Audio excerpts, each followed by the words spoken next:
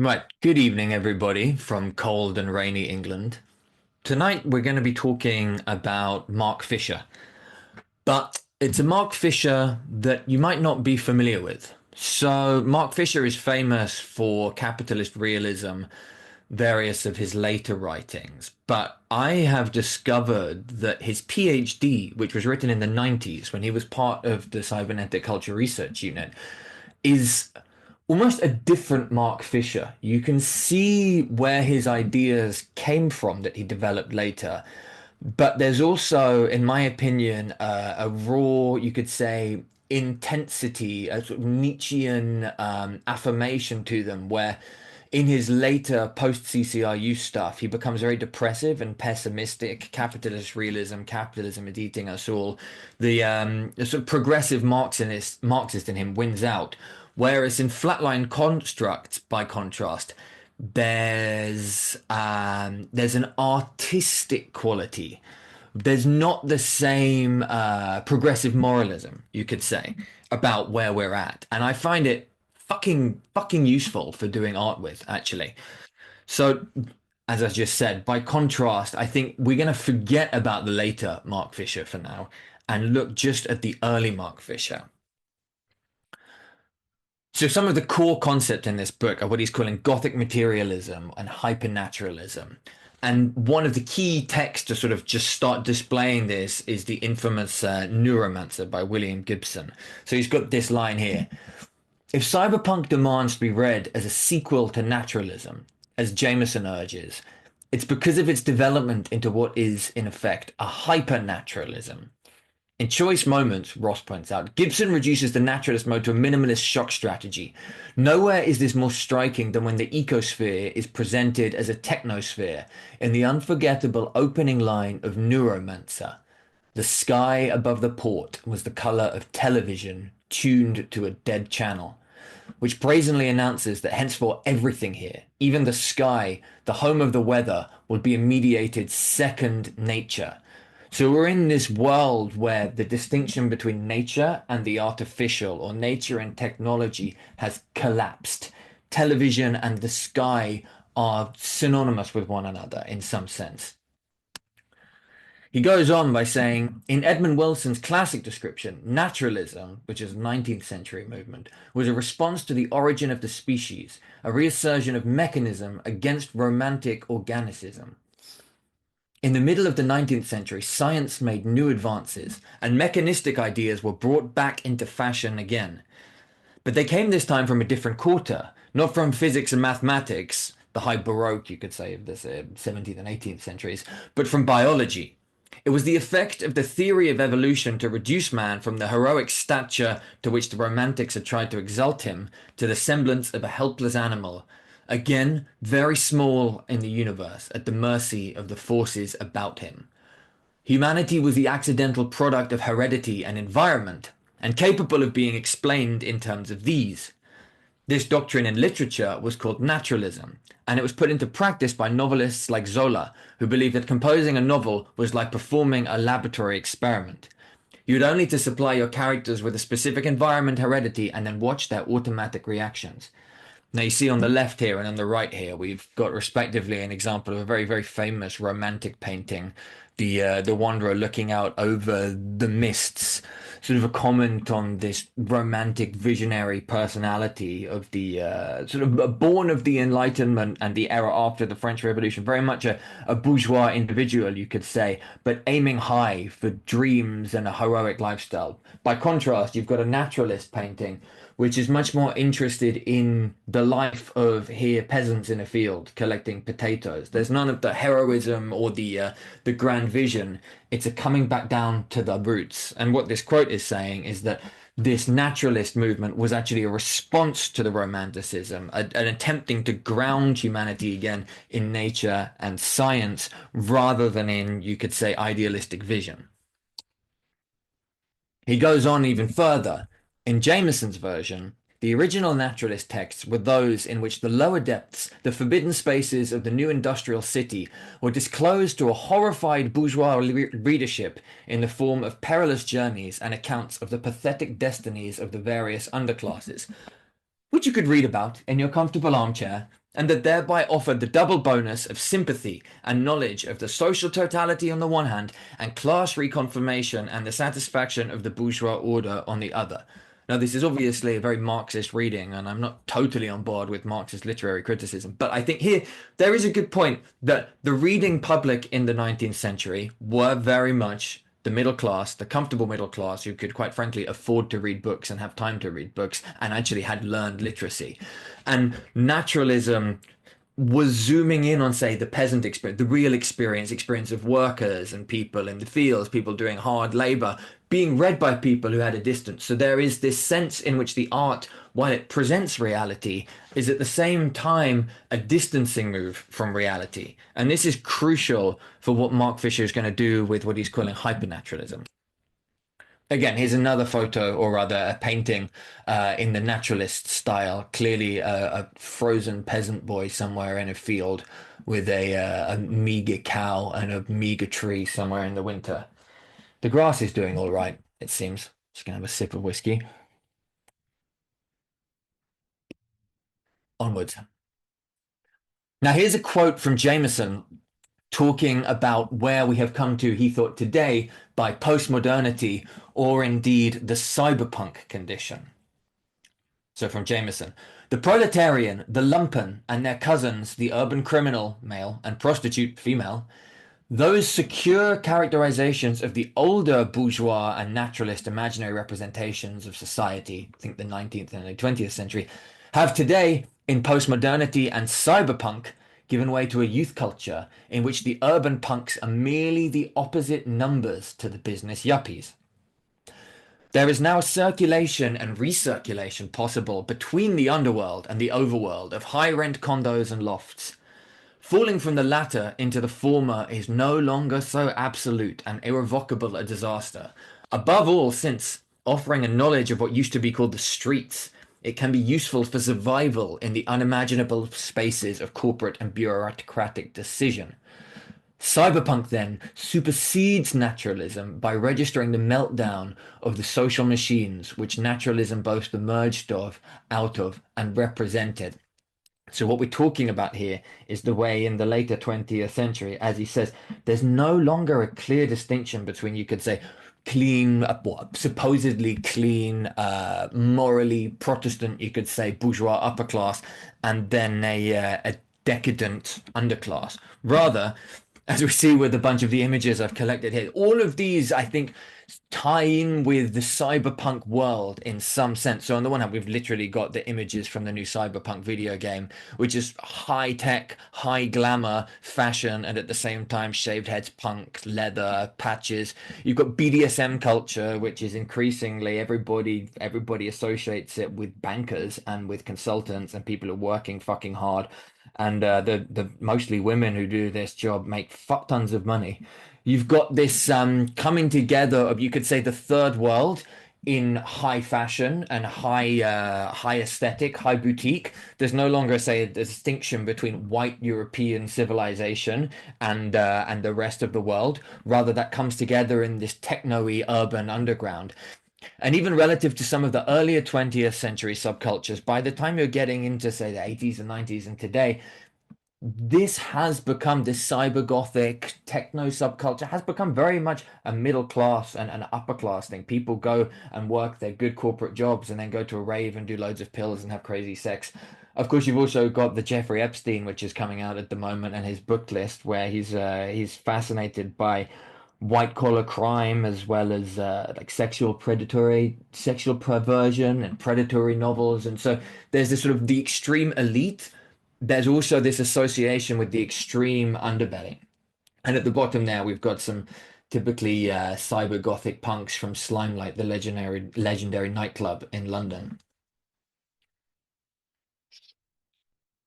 Another painter who Mark Fisher centers in on is this Francis Bacon as being a paradigmatic example of what we're thinking about with, you could say, hyperrealism.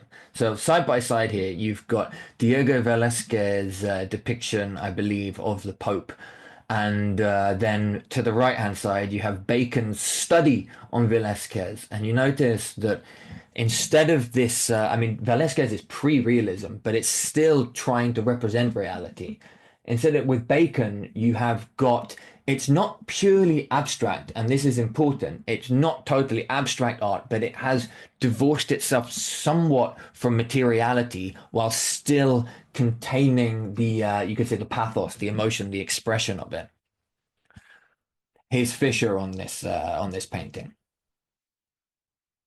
In Deleuze's account, the problem Bacon confronts is Gothic materialist, exactly a matter of registering the unnameable, the unpaintable. This is what Bacon means when he talks of wanting to paint the scream more than the horror. One could set out the problem thus. Either I paint the horror and omit to paint the scream, since I am representing the thing that is horrible, or I paint the scream and I do not paint the visible horror, and continue to paint the visible horror less and less, since it is as if the scream had captured or detected an invisible force. Realism, as Bacon rightly exists, does not have to be empirical. Indeed, it cannot be. And that's the really crucial line. Realism does not have to be empirical. It cannot be. Bacon's images flatten out organic experience back onto its real material conditions as meat becomings. Well, of course we're meat. I think that's a quote from him. Bacon's imagery is already propagated across Gothic materialist films, which we'll come to, in the distorted spasmoid bodies in Cronenberg's body horrors, bodies which splatter, burst, writhe, pulsate, secrete, in the torsional metamorphoses of John Carpenter's The Thing, in the demonic hallucinations of Adrian Lyne's Jacob Ladder, and in the creatures of the Alien series. So before we move on, just look at these paintings again and look in the way in which Bacon is painting a scream, a familiar object. It's not high abstraction. It's something we know as a phenomenal experience with bodies and minds, but he's also dissolving it. It's no longer something that is represented empirically or materially. It's something that is stepped back, something that is, and what Mark Fisher is calling it, something more Gothic. He goes on, the cybernetic environment does not start beyond the skin. Just the cybernetic causality is not a question of Newtonian mechanics, A causes B, but loops, A causes B causes A. In a multilinear system, everything happens at once. And this is why it's crucial for thinking about the present, in that the Cybernetic Culture Research Unit, the CCRU from the 90s, were trying to think about what happens to philosophy, to art, to politics, to culture, once we enter this cybernetic reality, where, as I said, it's not Newtonian anymore. It's not A causes B or the body makes the scream. It's rather the body and the scream co-arise in some sense. The chicken and the egg, it's not clear what's coming first. There's rather, you could say, systems like the classic cybernetic example is your temperature, your thermostat at home. Why does the temperature rise? Because the system registers a change in the system, a difference that makes a difference. That's the Gregory Bateson sort of technical language for it. A difference that makes a difference in the system causes the system to create future differences. But it's not like that's absolutely a causal factor. It's a difference triggers a chain of differences that then feeds back. So now we come to one of the crucial films in Mark Fisher's PhD thesis, which is Videodrome. And here, just remembering what we've been saying about cybernetics and cybernetic culture and this dissolution of, you could say, the boundaries between the underbelly and the overworld, between technology and nature, naturality. This movie is obsessed with basically media and videos, stretching out of the screen and almost taking over both the mind and the body of the protagonist. You see this gun coming out of the screen. You see the lips whispering to him through the screen. You see the famous image of his chest opens up like a vagina and he shoves a video cassette inside of it. And you've got Debbie Harry throughout playing the Scarlet Woman, which is also interesting. We won't go into that too much here, but of course, the Scarlet Woman, which, as far as I know, begins with Aleister Crowley, becomes a repeating motif through, you could say, avant-garde cinema and culture in the 20th century. It's there in The Matrix, it's there in Battlestar Galactica, and it's here. Babylon, the esoteric name. There's something in that I think is interesting to explore. What Crowley was looking at is this sort of occult explosion of modernity, and this intense eroticism that's connotated with it, which you might not immediately think to do with, say, hypermodernity and hypertechnology. Often modernity is represented artistically with abstract art, and this is crucial for what Mark Fisher and the CCRU are doing, is saying rather than thinking exclusively in terms of abstract terms, we're thinking in Gothic terms, and Gothic terms have this sensuality, this eroticism to them, as we can see.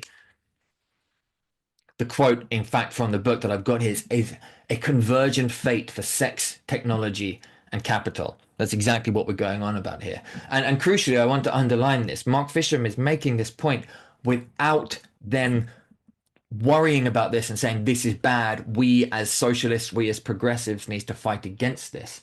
He's not yet in his political phase. He's purely doing cultural analysis. Now, I don't know whether he was just not he hadn't matured his politics then, or whether the CCRU was actually having an explicitly anti-political stance. I think what this allows us to do is, if we like, jettison the Marxist progressive teleology, which is certainly what I do, and approach this from much more, I think, of, say, a stance developed from Nietzsche and Camille Paglia, which is about art and spirituality and expression, not about materialist progress in that Marxist vein.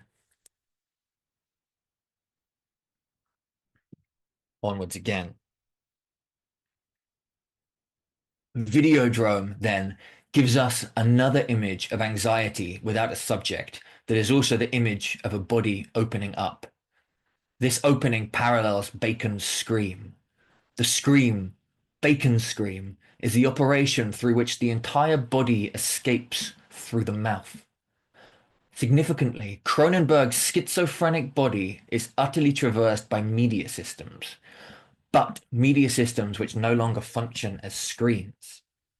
Instead, these cybernetic systems operate precisely to break down the organism's assumed interiority. It's time for us now to take a closer look at both the body which lies behind or beyond the screens, a body, according to Deleuze, Guattari, Baudrillard, and Gibson, that is without image. Now, that's Mark Fisher setting up the next chapter of his book. We're not going to take a look at that yet, but we might do that in a future video. To close this chapter, he quotes Bacon: "We nearly always live through screens, a screened existence. And I sometimes think when people say my work looks violent, that perhaps I have, from time to time, been able to clear away one or two of the veils or screens."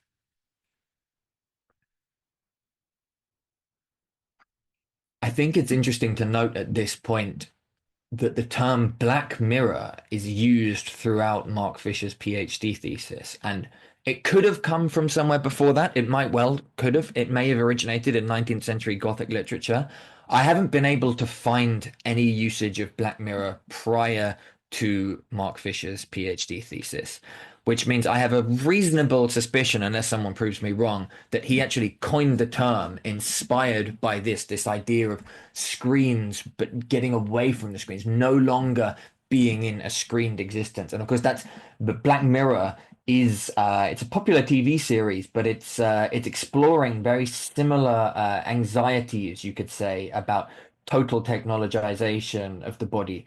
And Charlie Brooker, who writes it, is a contemporary of Mark Fisher and part of the British cultural elite. And I'm certain Mark Fisher is beloved in those circles. So I'm pretty sure Charlie Brooker will have read Mark Fisher. And so this Black Mirror thing may be drawing from precisely this text. Another artist that I thought I'd throw in here is H.R. Geiger, who is exploring very similar themes to what we've just looked at in his work that goes through, say, the 50s, 60s, 70s, and 80s, I think. He's also drawing these these depictions of sexuality and technology fusing into one another, as you see here with these sort of two humanoid, feminoid figures that are also simultaneously got pipes and steam pulsing through them. Um, what's interesting is that critics often look at Geiger as depicting some kind of apocalyptic hellscape, but he himself was more ambiguous about his work. He said, I see a beauty in it. It's not meant to be purely apocalyptic. I think I'm trying to show something more than that. That's what feels like it's coming out. Of course, you can draw your own conclusions. Here's another one. Very nightmarish, admittedly, but you simultaneously cannot deny the eroticism of it, and also the religious echoes that go through it. There's an intense inspiration from Egyptian hieroglyphics, in particular, that you can see these grand panels. This one, I think, is one of the most nightmarish and captivating. Uh, what is it? It's Lilith, as he said it, and this sort of biomechanoid. You've got bones, you've got breasts, you've got cheekbones, but the face looks sort of emaciated, like it's becoming a skull. You've got these serpentine tendrils, you could say, that simultaneously look like mechanics that are growing out of her body, and it's Lilith. It's explicitly a an occult depiction. It's a depiction that's supposed to represent some kind of spiritual force, a very, very deep, significant esoteric current. Now, as we're drawing to the close here, I just want to mention a little bit more of the CCRU. So this comes from the Lemurian Time Warp paper, which is, I think, one of the most remarkable and what the fuck are they even on about? This shit is dynamite that we don't even know what to do with yet, sort of paper. Now, this is not explicitly authored by Mark Fisher. It's authored by the collective. It's not got a named author, as far as I know. But it touches on many of the similar themes. So it's talking about a situation set up. It seems to be a hype, sort of like they're into theory fiction. So they invent, it seems, this meeting with someone who gives them a teaching, who's talking about William Burroughs, but criticizing the idea that William Burroughs is often seen as a postmodern writer who draws a sort of skepticism towards literature and how much it can tell us. They're taking in a different direction. Far from constituting a subversion of representative realism, postmodernism, the postmodern celebration of the text without a referent merely consummates a process that representative realism had initiated. Representative realism severs writing from any active function, surrendering it to the role of reflecting, not intervening in the world. It is a short step to a dimension of pristine textuality in which the existence of a world independent of discourse is denied altogether. Now, it's interesting to just stop there. So obviously we've got echoes of what we've discussed earlier with realism, simultaneously trying to reflect the world, but also distancing a bourgeois, a 19th century bourgeois public from the very object that it's trying to represent. There's that distancing is crucial. And then what they're arguing is postmodernism, which brings this skepticism towards what art or what text or what speech or what thought can say about the world, is actually a continuation of this realist distancing. It's a radicalization of it, but ultimately it still creates an abyssal distance. And that distance is often referred to as the postmodern condition or the meaning crisis. It has various other names. This sense in which our concepts, our media has no bearing on any kind of reality there. Perhaps there is no reality. But this is where the CCRU are coming in, and this is why I think they're so important to study now, and they are becoming more prominent because they were seeing that actually there is a cybernetic culture growing, which has nothing to do with this postmodern distancing, because it has a totally different stance towards realism. So moving on, according to Kay, That's the character they've invented. The metaphysics of Burroughs' clearly hyperstitional fictions can be starkly contrasted with those at work in postmodernism. For postmodernists, the distinction between real and unreal is not substantive or is held not to matter, and distance. Whereas for practitioners of hyperstition, or you could say hyperreal art, hyperreal culture, differentiating between degrees of realization is crucial. The hyperstitional process of entities making themselves real is precisely a passage, a transformation in which potentials, already active virtualities, realize themselves. Writing operates not as a passive representation, but as an active agent of transformation and a gateway through which entities can emerge.